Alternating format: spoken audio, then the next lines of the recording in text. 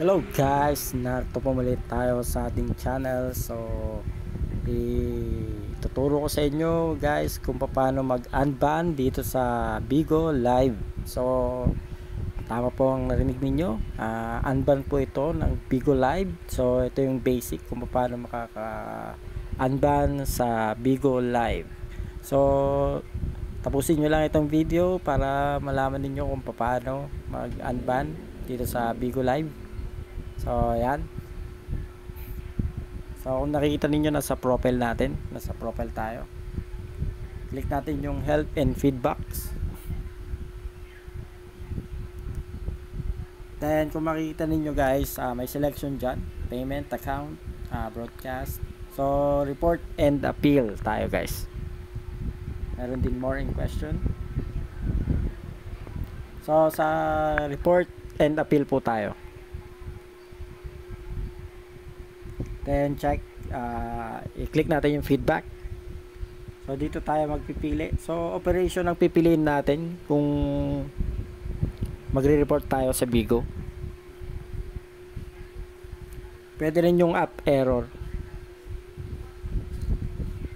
So ilalagay dyan yung email na pagsasendan nila ng report or notification. So ayan guys, kung makikita ninyo,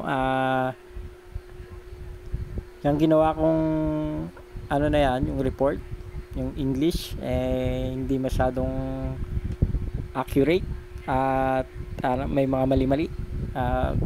Mas magandang ganyan guys para ma-detect nila na hindi computer ang gumawa.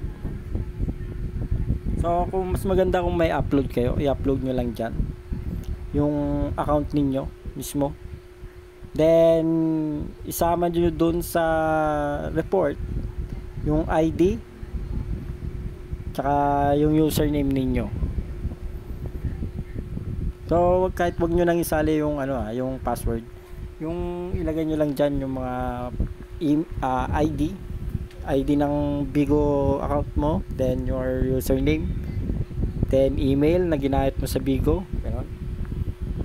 Tapos ilalagay mo yan dyan, then i-screenshot mo yung account mo, or may dati kang account na pwedeng na nakalagay na sa iyong phone, pwede yun yung i-upload mo, basta yun yung naban.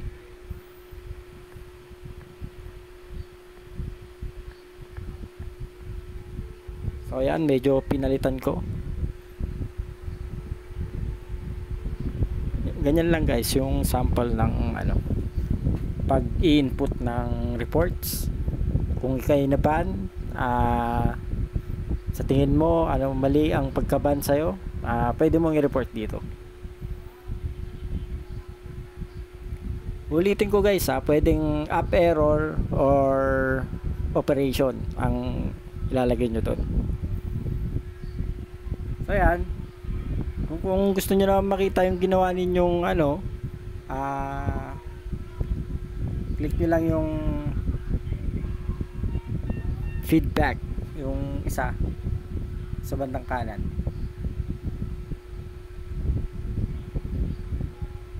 Help and feedback.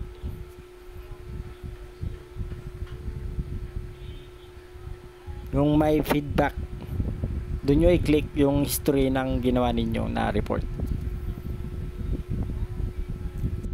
So any question guys, comment down. So maraming salamat po sa panonood and God bless.